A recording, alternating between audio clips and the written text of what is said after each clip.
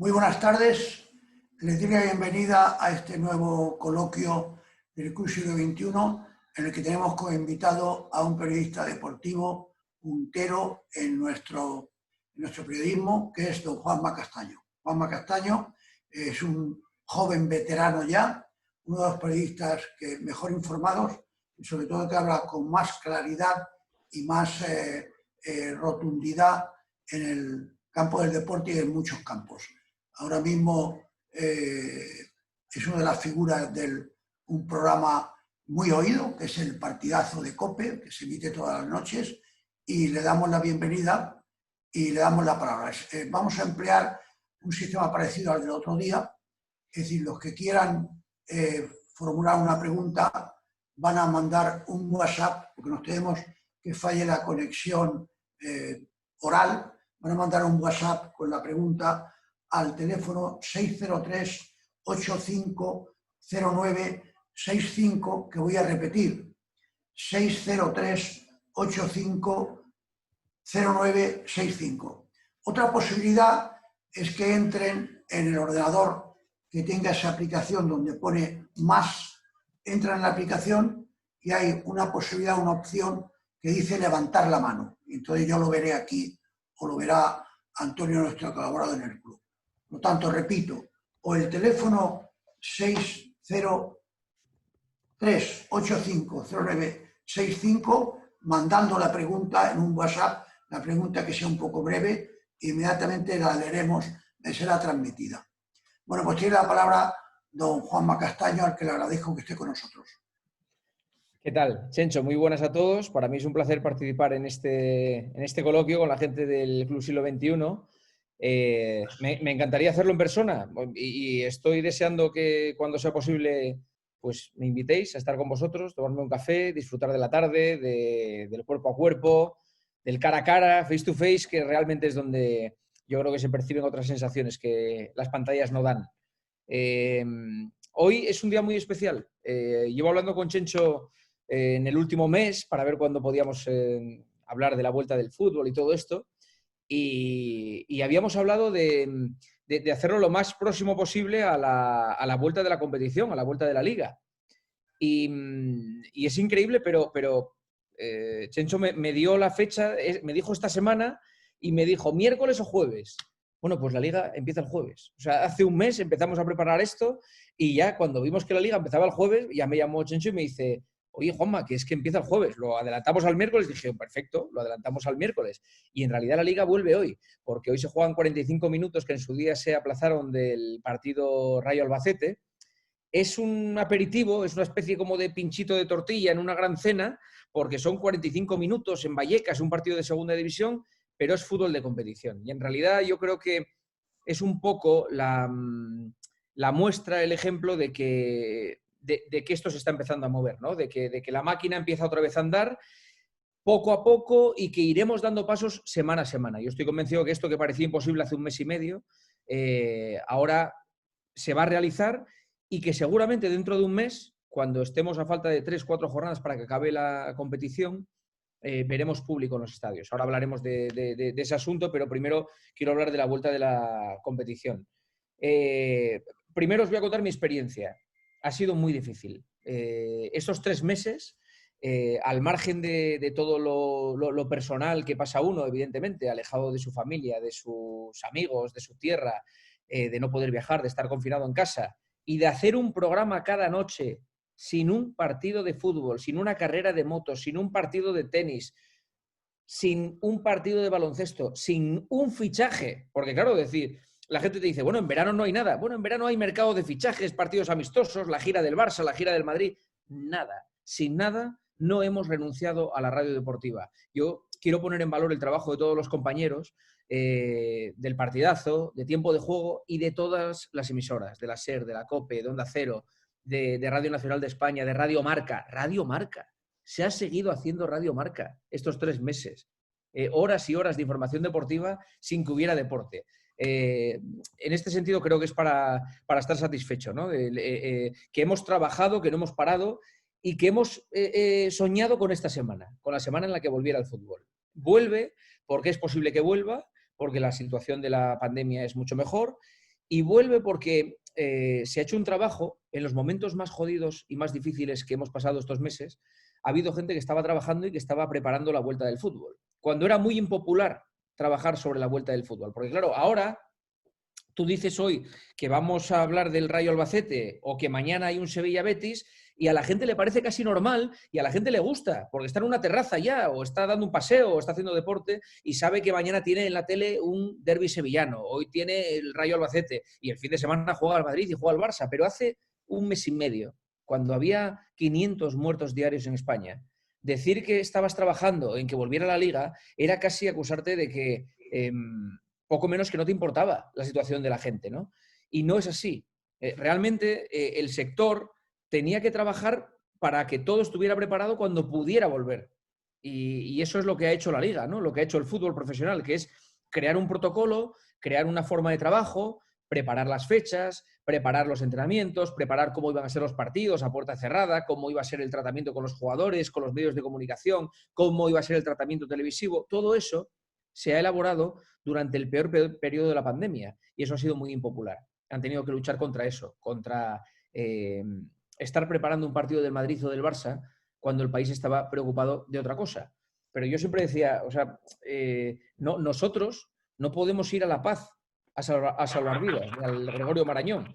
Nosotros tenemos que trabajar en lo nuestro, esperar que los sanitarios y que las autoridades solucionen lo que nos está pasando, ser responsables con nuestro comportamiento individual y en nuestro trabajo pues ir preparando lo que va a ser nuestra nueva normalidad cuando vuelva al fútbol. Vuelve el fútbol, lo hace de una manera que no habíamos imaginado, va a ser mucho más intenso que un mundial, partidos cada 3 días, partidos con más calor de lo que estamos acostumbrados en España, con 5 cambios, algo que no había pasado nunca en la historia del fútbol, partidos televisados a puerta cerrada, partidos en los que algunos equipos no van a jugar en su estadio, como por ejemplo el Levante, como por ejemplo el Real Madrid, que ha elegido jugar en Valdebebas, y partidos donde veremos cómo solucionan los equipos la acumulación de cansancio por jugar cada 3 días, ¿no? Saber si Messi va a ser titular en todos los encuentros o le van a cambiar porque hay miedo a que se lesione, ¿no? Con lo cual es una competición radicalmente distinta, muy diferente, pero una competición en la que va a haber en juego un título de liga, 3 plazas de Champions más, 3 plazas de descenso, 3 puestos para la Europa League, un ascenso, o mejor dicho, 3 ascensos a Primera División, 4 descensos a Segunda División B, es decir, que va a haber mucho en juego. Y todo se va a decidir en estas 11 jornadas, porque antes de que pasara todo esto, hay que decir que estábamos teniendo una liga francamente buena, una liga emocionante, una liga en la que había solo 2 puntos de diferencia, solo hay 2 puntos de diferencia entre el Barça y el Real Madrid, y en la que además estábamos viendo que el Barça y el Madrid fallaban prácticamente en cualquier sitio, con lo cual estábamos divirtiéndonos bastante casi por lo malo que estaba siendo el rendimiento de muchos equipos, más que por lo brillante que estaba siendo, ¿no? Es evidente que estamos contentos de que vuelva al fútbol, insisto, por las 2 cosas, por que quiere decir que en el país la situación es mejor y segundo, porque a nosotros, a un sector importante de los medios de comunicación, a muchos aficionados, a muchas familias que viven del fútbol, muchas familias que viven del fútbol de manera directa y de manera indirecta, esto les ayuda. Este es un sector que genera 180.000 puestos de trabajo. 180.000 puestos de trabajo. Y es un sector que genera también entretenimiento y genera pasión y genera de alguna forma una forma de evadirse de lo que está pasando ahí fuera, que es una situación económica ahora difícil, una situación familiar seguramente complicada después de lo que ha pasado en muchas familias y una situación que no nos habíamos imaginado. Así que yo creo que es una gran noticia para todos que vuelva al fútbol. Quiero destacar una cosa y es una iniciativa que ha tenido MediaPro, que es la productora de la Liga, con la propia Liga de Fútbol Profesional, que es poner los canales de la Liga de manera gratuita en muchas residencias de mayores. Son partidos de pago y creo que el hecho de que puedan acceder muchos mayores, amantes del fútbol, a lo que van a ver en el próximo mes y medio, puede servir para eso, para hacerles, no sé si olvidar, pero desde luego entretenerse en este mes y medio donde las visitas seguirán siendo muy controladas, donde la situación seguirá siendo muy distinta a lo que teníamos y donde hay una prudencia extrema en el contacto con nuestros mayores. Creo que es importante la medida que ha tenido Mediapro y la Liga y me parece interesante. Hoy mismo empezamos otro programa nosotros. Hoy mismo ya el partidazo de COPE ya empieza hablando de un partido que se juega esta noche, que es el Rayo Albacete. Y hoy mismo ya empezamos hablando de cómo está Sevilla de cara al Sevilla-Betis de mañana. No os podéis imaginar, yo ahora mismo estoy aquí en mi casa. Nada, en una hora me voy para la COPE. Ya me reúno con parte del equipo porque la mayoría está trabajando en su casa. Y no os podéis imaginar la diferencia que es ir a la radio sabiendo que mañana hay un partido de fútbol y que hoy hablaremos de un Sevilla-Betis de mañana. Y ya veremos a quién pone Lopetegui, a quién pone Rubi, quién llega lesionado, quién llega bien, quién llega mal. Si habrá la imprudencia de que haya aficiones en el exterior del estadio. Contar un poco noticias. Y mañana, cuando acabe el partido, estaremos hablando de una polémica del VAR, de cómo jugó este, de cómo jugó el otro, de cómo queda el Betis o cómo queda el Sevilla. Y hablaremos ya del debut del Madrid y del Barça al fin de semana. Eso a nosotros nos genera contenido. Y lo hemos echado mucho de menos. Han sido 3 meses donde hemos hecho otra radio radicalmente distinta, una radio que nos ha gustado, pero que ha sido radicalmente distinta, y ahora llega otra radio, llega una radio que nos recuerda más a lo que teníamos, pero que no va a ser como lo que teníamos, porque nos falta el calor del aficionado en los estadios y nos falta un poco lo que os echaba de menos ahora a vosotros, el cuerpo a cuerpo con la gente a la que le estamos hablando. Solo quiero que sepáis lo importante que es un día como hoy para nosotros, para los periodistas deportivos, para los medios de comunicación, la vuelta del fútbol y que el deporte se vaya sumando a esta nueva normalidad. Este es el fútbol, dentro de unos días será la fase final de la Liga CB, en breve la Fórmula 1 y las motos, vamos a ver qué pasa con el US Open, vamos a ver qué pasa con la Vuelta a España, con el Tour de Francia, con el Giro de Italia, y eso será un motor para poner en marcha un poco también una dinámica económica y deportiva que es importante. El deporte es diversión para muchos, pero es la vida para otros, entre otros para nosotros. Entonces tenemos que ponerlo en marcha. Estoy abierto a cualquier tipo de pregunta, duda que tengáis, a participar con vosotros en un coloquio. No quiero daros la paliza ahora con más conferencia, así que cualquier duda o pregunta que tengáis, aquí me tenéis. Bueno, muchas gracias a Juanma Castaño.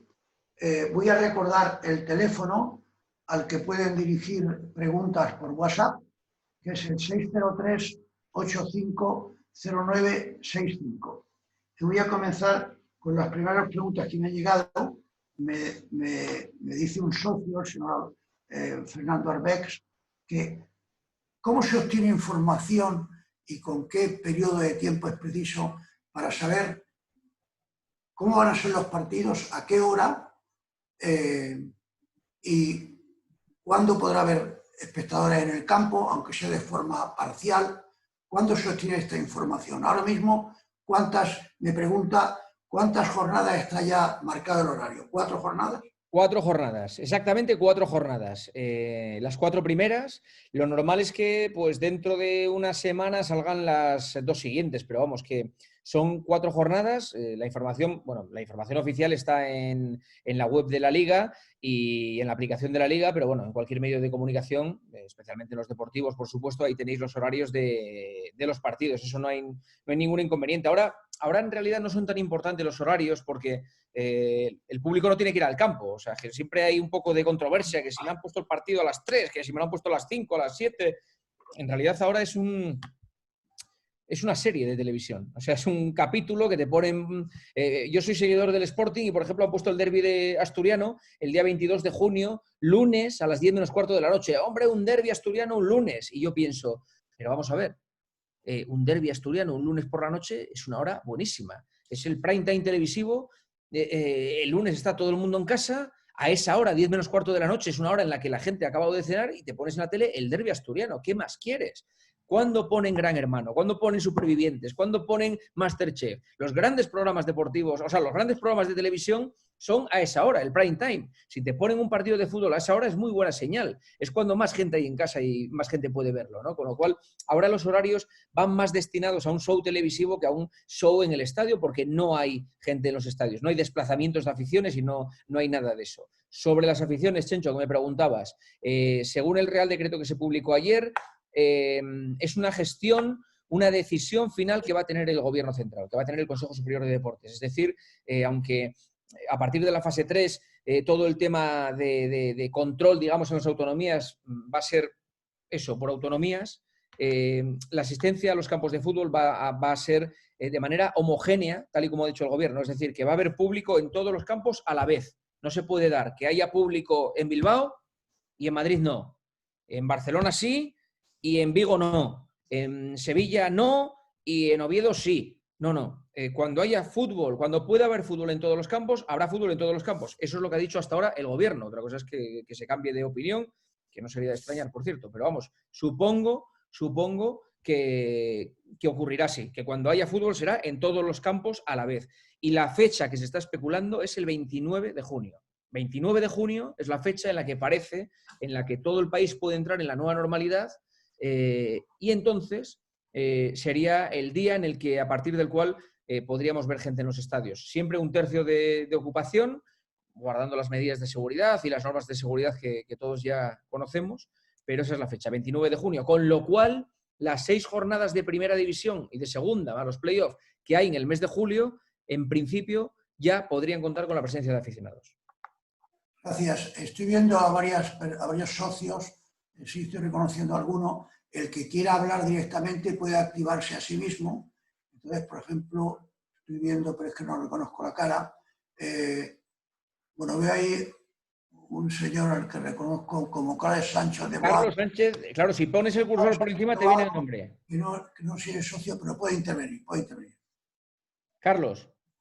No, pero tienes el micrófono silenciado, Carlos. Sí, Activa el micrófono. Y activarte poniendo en marcha el micrófono. Toca ahora. Perfecto. Es que me tiene que oír Juanma Castaño porque yo también estoy en Majadahonda.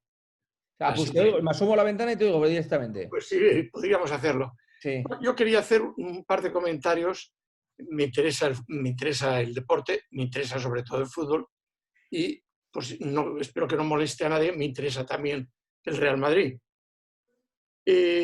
Hay un problema que es la falta de público visible, aunque no va a faltar indudablemente el público en las casas.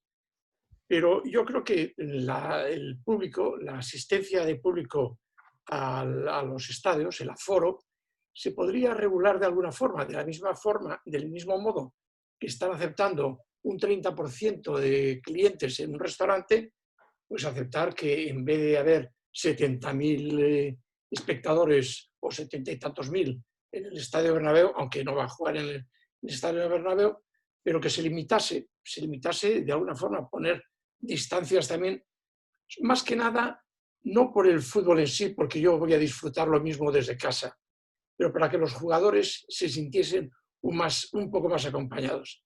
Yo cuando era joven y jugaba, íbamos en Navarra, íbamos por los pueblos y había 100 personas y con eso nos sentíamos felices. Pero me acuerdo que una vez fuimos a Pamplona y en Pamplona no le interesaba a nadie que la Peña Sport jugase en Pamplona y estábamos totalmente solos. Claro, se oía respirar a la gente, jadear a nuestros compañeros. Creo que esas cosas se pueden arreglar. Gracias. Sí. Estoy muy de acuerdo. De hecho, Carlos, una de las cosas de las que están hablando los entrenadores es saber cómo va a ser el rendimiento de los futbolistas sin público. Porque, claro, no es lo mismo, por poner un ejemplo, por ejemplo, del Tour de Francia, subir un puerto tú solo en bicicleta que subirlo cuando está, vale, dale. Parece que no, pero te anima, te impulsa a, pues no sé, a darle un plus a tu esfuerzo. Entonces, yo creo que los entrenadores están preocupados con eso, ¿no? Con lo que el público empuja y con lo que cambia un poco el deporte el hecho de que no haya aficionados. Por ejemplo, dentro de un par de semanas hay un Sevilla-Barça. Sevilla-Barça en el Pizjuán. ¿Es el mismo partido? es que es radicalmente distinto. Claro, cuando iba el Barça al Pizjuán, había un ambiente ahí que es que se los comían nada más salir al campo. Ahora es un campo vacío. Ese partido ya no es lo mismo. O sea, por eso hablo de una competición radicalmente distinta. O sea, los grandes ahora, el Atlético de Madrid que va a jugar a Bilbao este fin de semana, no es lo mismo jugar en San Mamés con el público que te está mordiendo a jugar a placer en un campo que está vacío. No juegas en tu casa, pero da igual. Yo creo que por eso va a ser muy importante ver cómo es esta competición. Para mí es radicalmente distinta a lo que estábamos viendo. Tengo otra pregunta que hace un socio que me pone las iniciales, pero no veo el nombre completo. Dice, ¿puede usted hacer un cálculo de cómo van a caer los abonos en la temporada al no poder ir a la gente al campo? Esto va a tener una incidencia económica en los clubes y de pronto hay un tercio de los abonados, no dice el porcentaje, dice si hay un porcentaje elevado de abonados del club que renuncian al abono por no poder estar. A ver, no tengo datos ni soy un experto, pero lo único que puedo decir es que el fútbol no es como... El abono del fútbol no es como el abono de cualquier otra cosa. Cuando uno saca el abono de un club, no solo es que quiere ver los partidos, es que es de ese club. Sea socio o abonado, es que es de ese club. Entonces, hay un componente de cariño, de apoyo, de fidelidad que en otros negocios no existe. O sea, tú si sacas un abono de cualquier historia y te falla, dices, oiga, devuélvame lo que es mío. En esto, efectivamente, los clubes tienen que llegar a acuerdos con los abonados y con los socios para, de alguna forma, explicarles que no se ha podido jugar algunos partidos y que deberán ser compensados. Pero yo creo que la mayoría de abonados, la mayoría, va a seguir. Yo creo que la mayoría va a seguir, porque, insisto, creo que el abono de un club de fútbol no es el abono de un gimnasio, no sé, no sé de qué otros ámbitos, de algo más material. Aquí hay algo sentimental, Uno es abonado de un club y no solo es abonado porque va a los partidos, es abonado porque siente a ese club.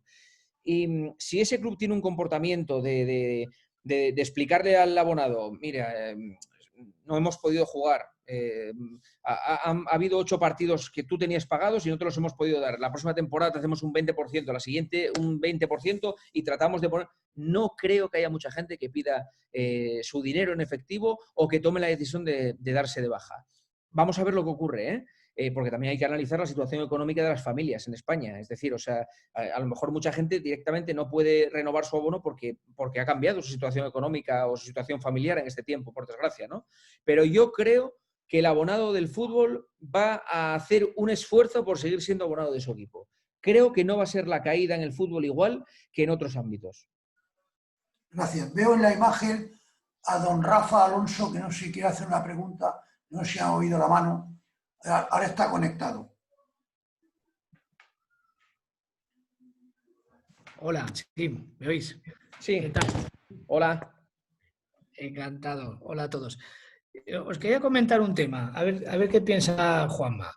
Yo es que soy abogado deportivo, entonces siempre me pongo en el peor de los escenarios, ¿vale? Pongamos que ahora, una vez que hemos reanudado la liga, dentro de 4 o 5 jornadas hay un positivo o 2 positivos y hay que parar, ¿no? Habría que decidir si la liga se completa o no hay que parar, No hay que parar. No hay que parar.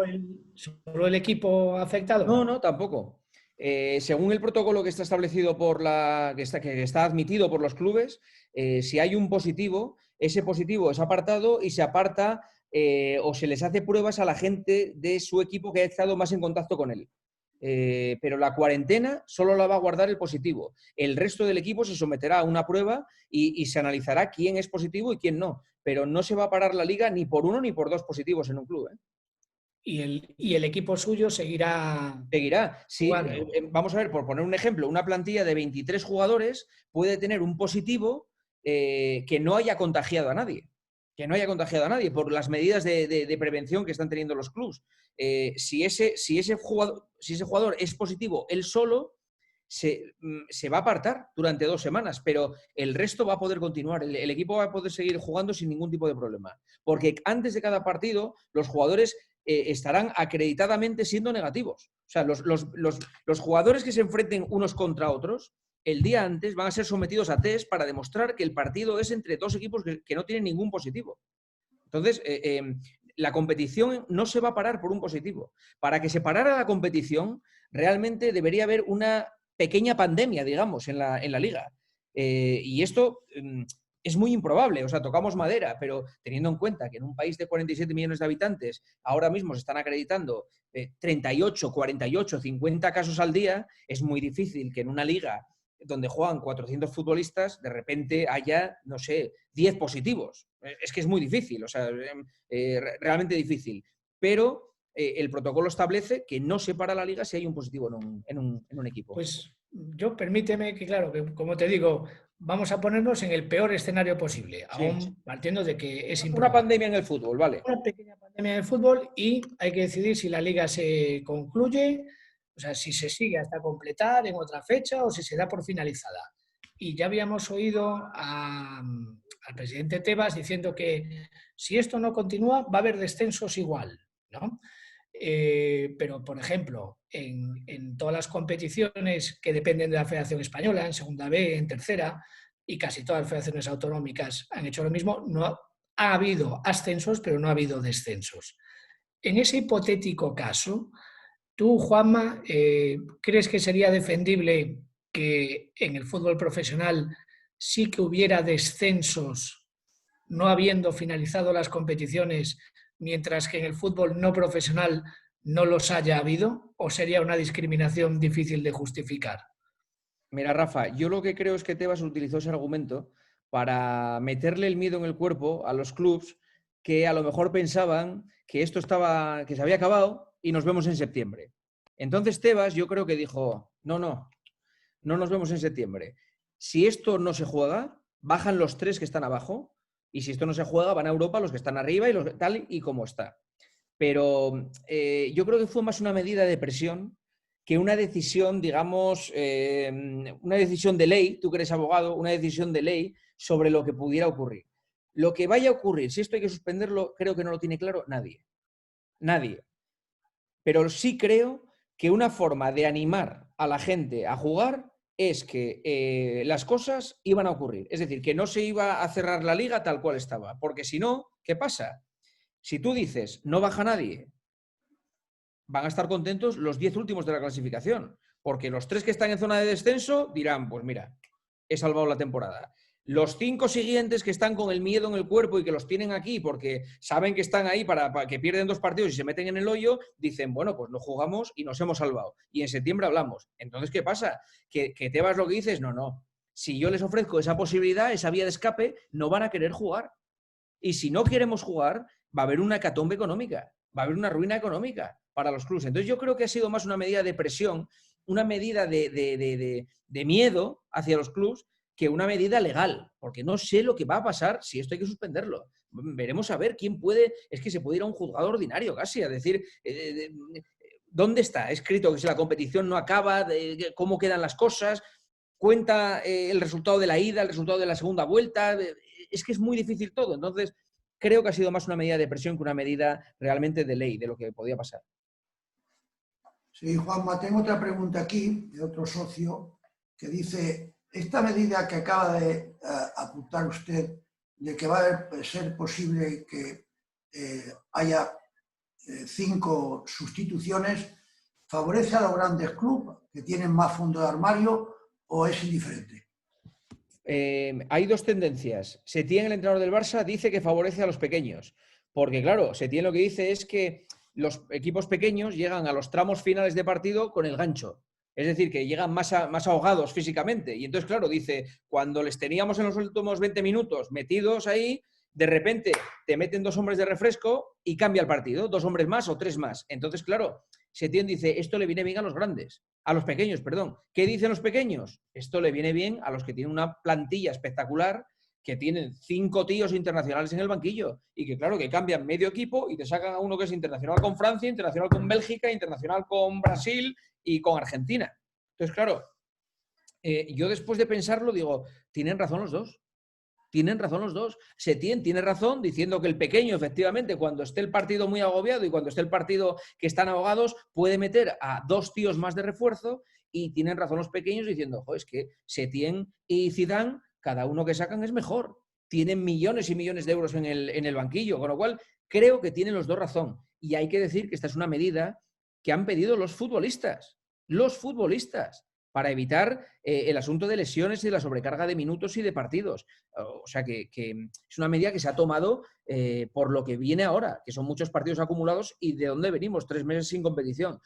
Al final, nadie está contento, pero si no se hubiera hecho lo de los 5 cambios, estarían quejándose por no tener los 5 cambios, estoy convencido. Tengo aquí 2 preguntas relacionadas con la Copa de Europa. Una dice, en aquellas federaciones o países en que se ha iniciado la temporada con bastante antelación, ¿tienen ventaja para los partidos de su equipo en la Copa Europa en relación a los que van a empezar bastante más tarde? Pues yo creo que tienen ventaja los que han empezado más tarde. Porque imagínate, por ejemplo, los alemanes, que van a acabar prácticamente en 2-3 semanas, y el Bayern de Múnich, que está bien, acabará la liga, ponte que el 15 de junio, y si llegara a la final de la Champions, tendría la final el día 29 de agosto. Estaría sin jugar un partido de competición casi mes y medio. Mes y medio. Entonces, no, mes y medio no, bastante más. 2 meses. 2 meses. Del 15 de junio al 29 de agosto, 2 meses y medio sin jugar un partido de competición. En el caso del Madrid y del Barça, van a acabar la liga el 19 de julio y van a tener el mes de agosto con la Champions. Va a ser un poco más continuado. A mí me parece que el calendario español, italiano e inglés es mejor que el alemán en ese sentido. Y sin embargo, me parece que es un desastre lo de Francia. El Paris Saint-Germain, que está metido en cuartos de final de la Champions, suspendió la liga hace 3 meses, no va a jugar ningún partido de liga, y el Paris Saint-Germain lo próximo que tiene es el primer fin de semana de agosto, un partido de cuartos de final, el segundo fin de semana de agosto. Por eso creo que cuanto más tarde acabe tu liga, casi mejor te viene para la Champions. Y la siguiente pregunta relacionada con Europa y con la Champions. Bueno, por eso recuerdo que el teléfono al que pueden llamar al WhatsApp es el 603-850965. La siguiente pregunta es, ¿qué ocurre si un equipo español o un equipo de otro país tiene que ir a un país a jugar, a concluir la eliminatoria y ha habido un rebrote de la pandemia en ese país? No lo sabemos. La UEFA tiene que dar una solución a lo que va a hacer con la competición, pero yo creo que todavía es... Como cambia tanto la situación en 2 semanas, yo creo que la UEFA está siendo bastante prudente a la hora de decir cómo se va a resolver la competición. Sabemos que va a ser en agosto, pero lo que no sabemos es si va a ser en una sede única o va a ser en partidos a ida y vuelta, tal cual los entendemos, aunque sea puerta cerrada. O sea que vamos a ver qué es lo que pasa, pero yo veo difícil el desplazamiento entre países europeos de los equipos. Casi me parece más responsable una sede única y que durante 2 semanas se termine la competición en una misma ciudad por parte de todos los equipos. Pero prolongando lo que dice este socio, si el Real Madrid, me parece ver, tiene que ir a jugar a Manchester y en aquel momento Gran Bretaña, que ahora mismo aún no nos ha pasado el porcentaje de muertos por 1 millón de habitantes, pero está a punto, en Alemania, Gran Bretaña, hay un rebrote. ¿Qué ocurriría? ¿No se jugaría? No se sabe. Yo supongo que no. Supongo que lo que determinaría UEFA es que ese partido se jugara en otro sitio para seguir la competición. Si realmente Gran Bretaña es una zona de riesgo, habría que determinar un lugar en el que jugar los partidos que quedan de la Champions, si es que quieren acabar la competición. Es que no va a haber otra manera, porque si no va a ser muy difícil moverse por Europa, entre aeropuertos y entre ciudades que tienen una situación absolutamente distinta cada una. Hay otra pregunta que no sé si la acabo de entender y que dice, ¿cómo va a afectar esto en la reducción de ingresos, etcétera, etcétera? ¿Cómo va a afectar a los clubes que no son sociedades anónimas deportivas y a los clubes que son sociedades deportivas?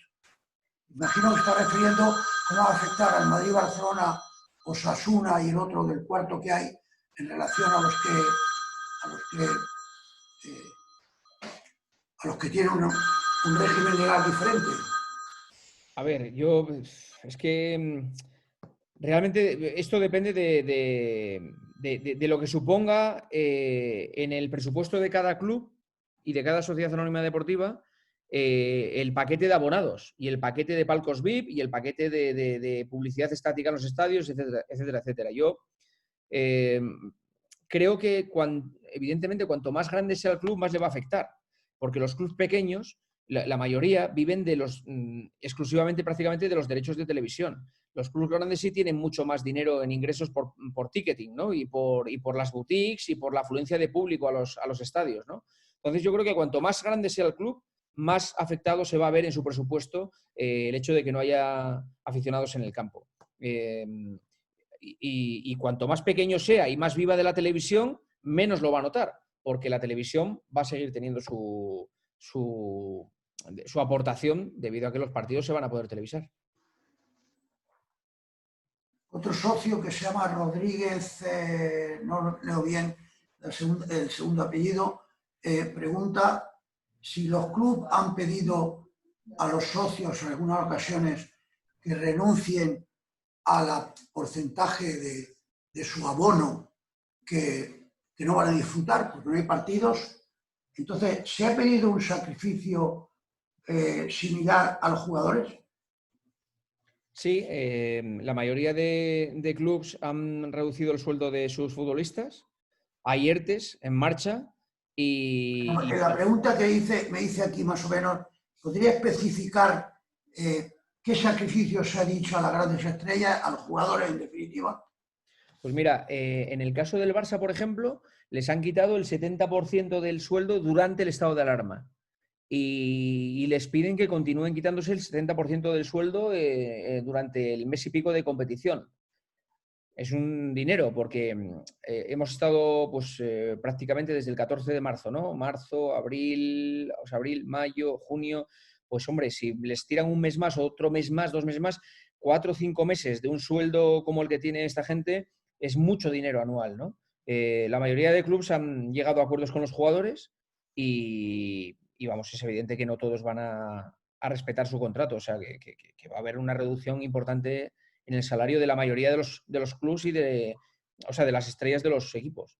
Pero me ha entrado rápidamente otra pregunta que dice, señor Castaño, ¿qué quiere decir el 60%? ¿Quiere decir que un jugador que cobra 10 millones al año, por ejemplo, estos 3 meses, a ver qué dice, correspondían 3 millones, quiere decir que de esos 3 millones ha renunciado al 60%? Sí, 70. 70%. Al 70, sí. Al 70. O sea, es dividir la cantidad que cobran anualmente entre 12. Y si ha habido 3 meses de estado de alarma, pues quitar el 70% de esos 3 meses. Sí, es una cantidad notable. Sí, cantidad notable, ciertamente. No encuentro, hay otra aquí que la veo ilegible. ¿Alguien quiere preguntar de los que nos están contemplando? Por ejemplo, no, veo 2 caras, pero no veo los nombres, y luego veo otras 2 caras que son los que han preguntado. ¿Alguna pregunta más? Los que están viendo Sánchez de Boado, porque eso sí ve la cara y el nombre. Tienes que pulsar, hay que quitar el... No, por favor, señor Sánchez de Boado, hay que pulsar el micrófono rojo, pues si no, no se oye. No se oye. Es que está el teléfono rojo que hay que pulsar en él para que se pueda oír al que quiere hablar. Ahora se oye, sí. Ahora sí. Sí. Todas estas cosas que estamos hablando, y supongo que Juanma Castaño, a pesar de ser un verdadero profesional, pero claro, está diciendo lo que con su buen juicio piensa que puede ocurrir. Porque al final, pues, todo tendrá que decidirse en función de las circunstancias. Tal cual. Y yo comprendo perfectamente que los clubes quieran también, desde el punto de vista económico, se quieran proteger, porque si no van a tener que responder. Yo creo que lo he leído hoy en el periódico, que Real Madrid y Barcelona, los presidentes, decían que no querían, que se iban a poner de alguna forma de acuerdo para que los presidentes no tengan que responder con sus propios fondos ante situaciones como las que se pueden producir ahora. Es decir, que todo el mundo tiene que perder un poco. Ahora, indudablemente, 70% del sueldo o de los sueldos mensuales, supongo que no será nada en relación con la ficha, es mucho dinero, indudablemente. Y tampoco los clubs van a perder tanto si se juega, aunque sea estadio vacío, porque las televisiones van a pagar y va a haber un porcentaje enorme de gente que de alguna forma se apunte a algún sistema para ver los partidos que quedan. ¿Estáis de acuerdo? No, pérdidas va a haber, ¿eh? Pérdidas va a haber, eso es evidente, porque 3 meses parados, ahí ha habido ingresos evidentemente que no van a regresar, pero no sé valorar el alcance de las pérdidas. Yo creo que ni los clubes saben valorar el alcance de las pérdidas, por eso estoy de acuerdo con lo que dices, en que yo estoy expresando mi opinión, pero no sé realmente cómo va a ser. El otro día hablábamos con un representante de futbolistas, con Manolo García Quilón, en el programa, y él nos decía que piensa que este verano se van a hacer el 50% menos de operaciones, 50% menos de fichajes, y que el dinero que se va a mover va a ser menor todavía al 50%, porque una cosa es que se mueva al 50% y otra cosa es a qué precio. Bueno, pues él cree que va a haber menos, que va a haber intercambio de futbolistas, va a haber intercambio de jugadores entre clubes y meter muchos jugadores en operaciones, y luego va a haber pues muchos jugadores de cantera que van a subir al primer equipo, que también va a estar bien eso. Hay un don José, me pone aquí, que quiere entrar directamente, tiene el micrófono activado. Sí, hola, buenas. ¿Se me oye? Sí, perfectamente. Sí. Hola, buenas.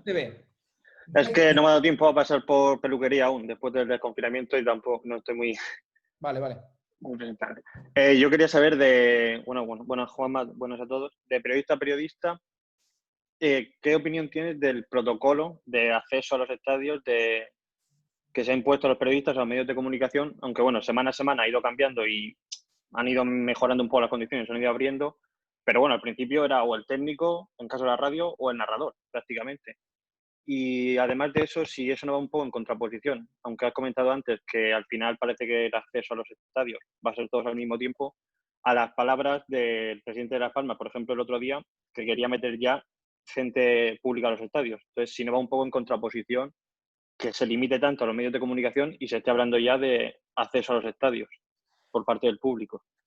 Yo quiero pensar que evidentemente cuando se permita el acceso al público a los estadios no habrá problema para que accedan los medios de comunicación. O sea, la limitación a los medios es en aquellos lugares donde realmente no puede entrar público, donde el partido es a puerta cerrada. Si hay 15.000 personas en el campo o 10.000 personas en el campo, pues evidentemente no le podrán decir a no sé qué fotógrafo que no puede entrar, porque puede contagiar. Sería ilógico, ¿no? Con lo cual, el protocolo vale para los partidos a puerta cerrada. Sobre los partidos a puerta cerrada es excesivo el protocolo bajo mi punto de vista. Es decir, o sea, entiendo que 6 o 8 fotógrafos es poco, y que además, teniendo en cuenta que pueden ponerse en una zona francamente lejana a los jugadores, que no pondrían en peligro en ningún caso a los futbolistas. Y en el caso de las radios hemos llegado a un acuerdo que creo que es que entran 6 emisoras o 8 emisoras de radio y 2 técnicos para todas. Es decir, o sea, hay 2 compañeros técnicos que hacen la cobertura para todas las emisoras. Bueno, pues oye, es una solución. Yo lo que quiero pensar es que esto es una emergencia y que hay que echar una mano en una emergencia y ser comprensivo en una emergencia. Esperemos que en septiembre pues todo vuelva a la normalidad. Pero el protocolo de la Liga respecto a los medios de comunicación, pues yo creo que expresa en muchos casos desconocimiento de cómo trabajamos los medios de comunicación dentro de un campo de fútbol. Tengo una pregunta de un señor que se llama Martín, no sé de nombre o de apellido, y que dice que si en la pandemia o la crisis ha tenido una incidencia considerable en los ingresos de periódicos y radio. Es decir, las tiradas han disminuido y en consecuencia ha habido menos publicidad, la radio ha tenido menos audiencia. ¿Qué opina? Vale, periódicos no lo sé, porque no controlo números, pero supongo que el papel ha bajado, porque si la gente no salía a la calle no compraba periódicos, es que eso es evidente, y porque el papel ya de por sí está en una caída en picado, con lo cual, pues lo que necesitaba, ¿no? Radio, voy a ser muy directo, más oyentes que nunca, menos ingresos que nunca. Es decir, así de duro, ¿eh? Mucha gente escuchando la radio, muchísima gente escuchando la radio. Nosotros hemos subido en pinchazos en internet, en los podcasts, en todo, lo notamos. Notamos que había mucha gente pendiente del programa, pues porque mucha gente no tenía nada que hacer y escuchaba la radio porque estaba en casa y porque estaba aburrida y porque es una forma de acompañar, pero las empresas están cerradas. No hay publicidad. Entonces ha habido una caída publicitaria muy importante. Esto es, vale, está muy bien, te oye mucha gente, pero ¿quién paga esto? Si el que lo tiene que pagar, que son los anunciantes, no está, pues difícil. Entonces ahora poco a poco habrá que ir recuperándose y a medida que se vaya poniendo en funcionamiento el país, pues pensar que el mercado publicitario también se va a recuperar. Pero claro, es complicada la situación, ¿eh? Veo en la imagen, que no sé, que me ha hecho una seña a Santiago Martínez Laje, ¿es? Sí. ¿Quién hace uso de la palabra? Pues, perdón. No se oye. Habría que pulsar el botoncito donde está el micrófono rojo. No, está silenciado, Santiago. Tienes que Santiago, tienes que apretarle. activar donde viene silenciar, activar. Al lado de silenciar, ahí tienes que ponerlo en verde. En tu pantalla. Bueno, mientras Santiago encuentra el modo... Ahora. Adelante. No sé para qué me habéis dado la palabra porque no tengo nada que preguntar. Yo, en cambio, diría a Rafael Alonso, que lo veo ahí, que por si no lo sabéis es un gran abogado experto en derecho deportivo y además sobrino mío. Y seguro que Rafael Alonso tiene varias preguntas interesantes que hacer. Rafael, ¿estás conectado?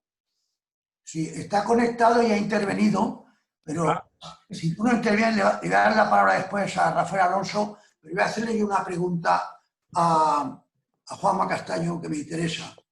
Yo he visto con mucho interés, Juanma, el despegue en varios países del mundo del fútbol femenino y en España también, en España de forma más amortiguada, más leve.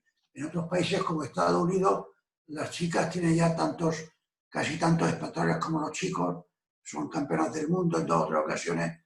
¿Eso ha afectado al fútbol femenino en España, esta crisis, mucho más que al fútbol masculino o no? Porque sería una pena que el fútbol femenino desapareciera. Las mujeres están jugando muy bien al fútbol. Juanma, no lo tienes activado tú ahora.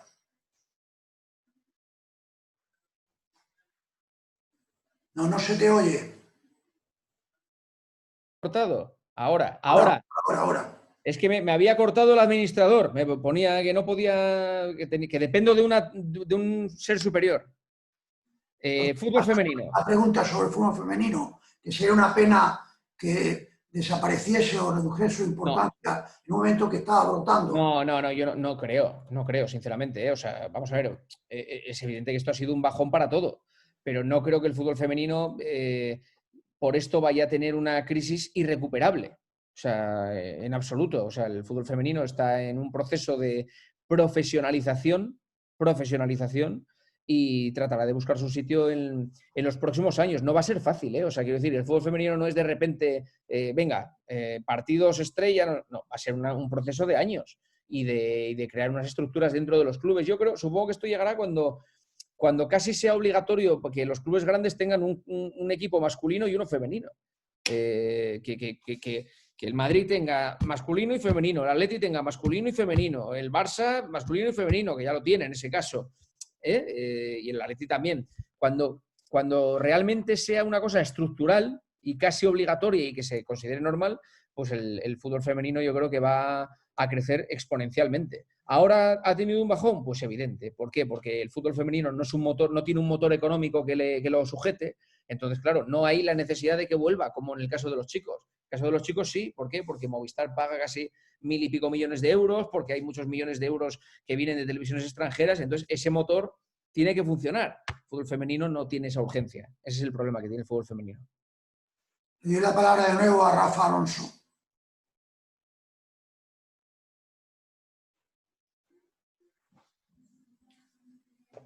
Ahora, pues a mí me gustaría comentar dos cosas que han surgido al hilo de la última intervención de Carlos Sánchez de Boado, que era en relación a lo que dejan de ganar los jugadores, ¿no? Pues es algo de lo que comentó Juanma, que cada club es un mundo, en el sentido de que hay clubes como, por ejemplo, yo soy abogado de un club muy pequeñito de segunda división que apenas ingresa nada por taquilla. Entonces, lo que deja de ingresar por taquilla, por no jugarse con las puertas abiertas, es muy poco. Sin embargo, en la mayor parte de sus ingresos dependen de la televisión y todo parece apuntar a que se va a recuperar prácticamente la totalidad de los derechos de televisión. Entonces, en algunas negociaciones que se han hecho entre clubes y entre los jugadores y la directiva, se ha dejado la puerta abierta a que, bueno, ahí está rebaja, pero si al final el club cobra la mayor parte de sus ingresos, la rebaja no será tanta. Entonces se ha dejado ahí la puerta abierta. Pero después ha habido otro tema muy interesante que ha planteado también Carlos, que ha sido una noticia que ha salido hoy de que los presidentes de los 4 clubes que no son sociedades anónimas deportivas piden no tener que responder con su patrimonio personal precisamente de las pérdidas que se puedan generar por esta situación de pandemia, porque hay 2 clubes muy grandes como Madrid y Barcelona que sí que sus ingresos son enormes por taquilla e incluso lo que podrían tener que devolver o compensar por abonos.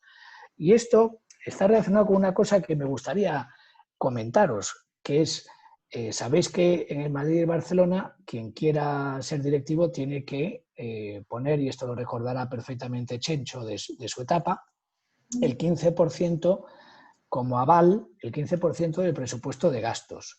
Y antiguamente las sociedades anónimas deportivas también tenían que poner los consejeros no un 15, pero sí un 5%, que era considerable. Hasta que llegó aquel verano, que muchos recordaréis, el 95, en el que el Celta y el Sevilla no los pusieron a tiempo. En un principio fueron descendidos, ya salió la gente de Albacete y Valladolid a festejar que entonces ocupaban ellos ese puesto, y al final hubo una cosa rara en el Consejo Superior de Deportes que dio como resultado: aquí no baja nadie, café para todos y tenemos Liga de 22. Y no solo eso, sino que al año siguiente el gobierno decidió suprimir el 5% de los avales en las sociedades anónimas deportivas, porque se entendió que era una medida que al final castigaba a las aficiones cuando quien cumplía eran los directivos. Pero nadie se acordó de suprimir el 15% de los avales de los clubes: Madrid, Barça, Athletic y Osasuna. ¿Y qué es lo que ocurre? Que esos directivos, si su ejercicio se cierra con un resultado negativo, si la Asamblea General decide ejercitar una acción de responsabilidad contra ellos, se ejecutarían esos avales, que seguramente Juanma recordará a lo mejor el caso del Barcelona, que esto ya pasó en la transición entre Laporta y Rosell, que hubo pleitos por este tema de los avales.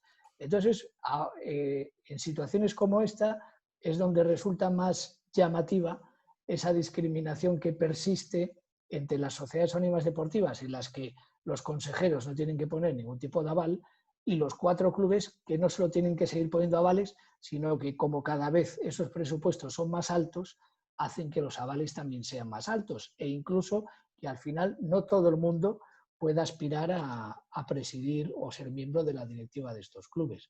No sé qué tipo de comentario o ideas os suscita este tema, que se ha vuelto a poner de actualidad precisamente en relación con la noticia que comentaba Carlos hace un momento. Bueno, en realidad es que no todo el mundo pueda ser directivo o presidente de los clubes, es que casi nadie puede serlo ya. Casi nadie.